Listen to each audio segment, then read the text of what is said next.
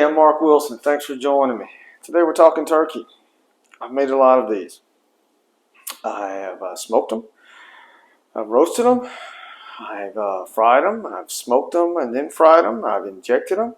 Not about everything you can do to it. And I got to tell you, the recipe I'm going to show you today and what we're making, it's not your grandma's roasted turkey recipe. It sure enough wasn't mine. We're going to make a roasted Peruvian turkey. And if you have your house just basically smelled up with the aroma of something that just makes your mouth water, this is the recipe for you.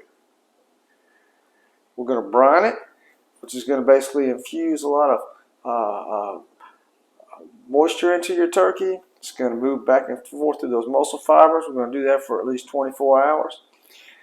And then we're going to season it up with something that has a lot of unique flavors and spices, probably unlike you've ever had before, which makes turkey actually taste really, really great.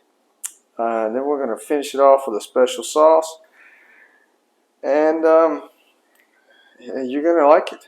And you're going to like it a lot more than my brother-in-law did the night before Thanksgiving, where I used it 1 or 2 eggs too many, and he ran around all town basically till around midnight trying to find eggs, and luckily somebody coming out of the store with the last carton decided to bestow some pity on him for my sake, and I gave him about 3 of them. So, hey, we're going to get rolling with this and get it started. The recipe for the brine is down below. And essentially, we've got a brine, we've got it in a pot, and all we're going to do is we're going to submerge our turkey, our big bird in there.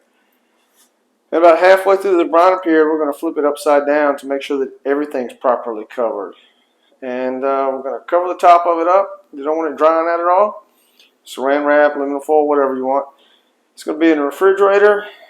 And hey, we're going to let it go for 24 hours. Got our spices all laid out.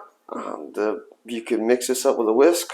But the way I do it is I try to keep everything as simple as possible and as quick as possible. I'm going to put all this in a blender. I'm going to start off with our oregano,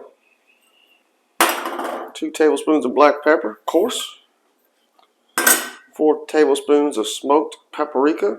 It makes a difference. Hungarian type is fantastic for that. And we've got our olive oil, vegetable oil, our garlic. There's quite a bit of that. Our vinegar, our soy sauce, and then our cumin, which I gotta tell you, it's got a fantastic aroma. Making this, the whole kitchen is like, smells divine. So what we're gonna do is we're gonna blend this up. We're gonna let it blend for about a minute. It's the best way to do it. If you're whisking it, do it for about 5 minutes. That's a lot of whisking. Blend it all up. It's going to make a nice paste. We're going to use half the paste to cover the bird. And then we're going to use a quarter of what's left to go up in the cavity. And then we're going to reserve the rest for when we finish and make an amazing sauce. And it really brings this all together. We got our paste blended up. The aromas are fantastic. And now what we're going to do is go ahead and start covering it up. Every nook and cranny, including the cavity. But one key thing is we want to get those flavors in this breast meat underneath the skin. So to do that, just kind of lift up the skin here. Just like this. Just pull it apart. And be careful not to rip it. You don't want to have any holes in there. You want the skin to be on there to keep it juicy.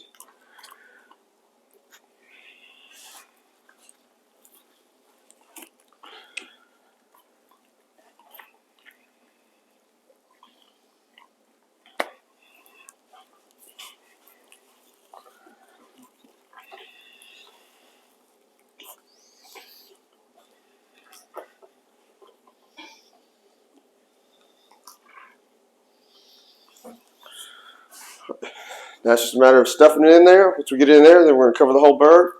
We're going to put it on the roasting pan, let it sit.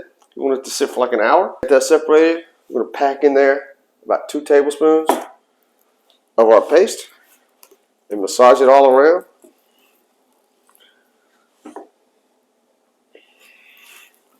Get it nice and covered. And those flavors are going to move around. It's going to season it up really well. It's a hell of a way to make a turkey here. And just start moving it all around. You want to get it nice and covered. Once we get it all nice and covered, this nice rub, every aspect of it. Then we're going to let it sit for an hour at room temperature. So you can go ahead and put it on your roasting pan at this point in time if you want to, after you get it all nice and seasoned. And let it sit. And then we're going to put it in the oven at 325. After about an hour and a half, we're going to take our water and our vegetable oil and basically go over it about every half hour. Make sure everything's nice and moist, but make sure we don't pull the rub off of it when we do that.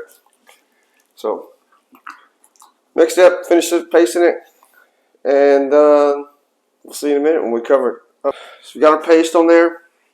At this point, we're just going to get some kosher salt. I'm going to sprinkle it across the top of it.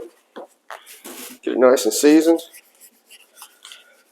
Let it sit for an hour, and then we are going to put this thing in the oven, and then we're going to let it go for about an hour and a half before we do anything with it. And what we're going to do with it after that is essentially just take our water and our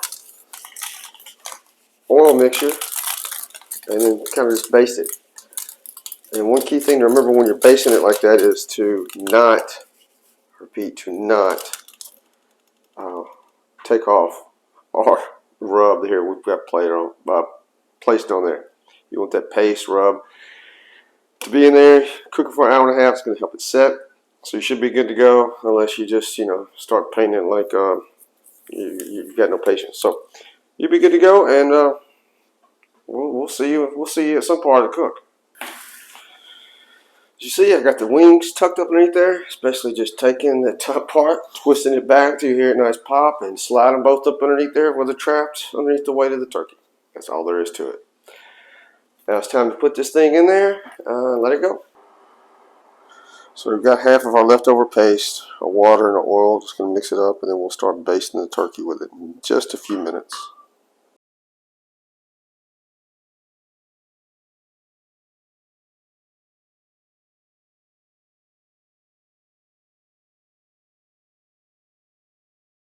Well, here we have what's left of it. Quite frankly, they tore into it pretty quick once it came out of the oven, and told them just needed a few minutes.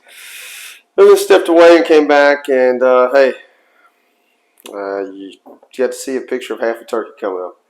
And this is a delicious turkey breast. Smells amazing, tastes amazing.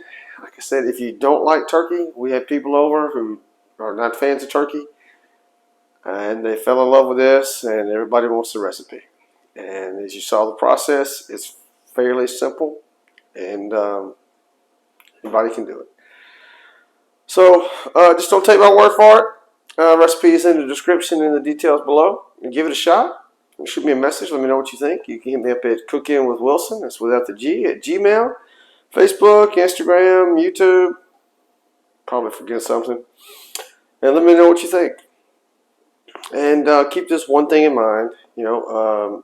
Ignoring red flags in people because you want to see the absolute best in them will, in all likelihood, come back to bite you in the ass one day. And for those of you who think differently about that, my email's in the description below. Hit me up and tell me I'm wrong one day. Hey, until next time, see you then.